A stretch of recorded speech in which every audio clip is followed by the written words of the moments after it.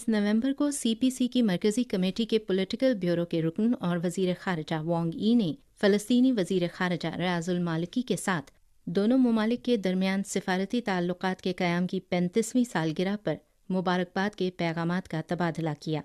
वांग यी ने कहा कि 35 साल कबल सिफारती ताल्लुक़ात के क़याम के बाद से दोनों ममालिक के दरमियान ताल्लुक़ात हमेशा मुस्बत और मुस्तहकम अंदाज में इस्तवार रहे हैं और दोनों ममालिक के अवाम के दरमियान दोस्ती गहरी हुई है। रवां साल जून में दोनों सरबराहान मुमलिकत ने स्ट्रेटेजिक पार्टनरशिप के क़याम का ऐलान किया था, जिसमें दो तरफ़ा ताल्लुक़ात की तरक्की की समत की निशानदही की गई थी। वांग यी ने कहा कि वो वज़ीर ख़ारजा मालिकी के साथ मिलकर काम करने के लिए तैयार हैं ताकि दोनों सरबराहान मुमलिकत के दरमियान तय पाने वाले अहम इत्तफ़ाक़ राय को अमली जामा पहनाया जा सके और फ़लस्तीन चीन स्ट्रेटेजिक शराकत दारी को एक नई सतह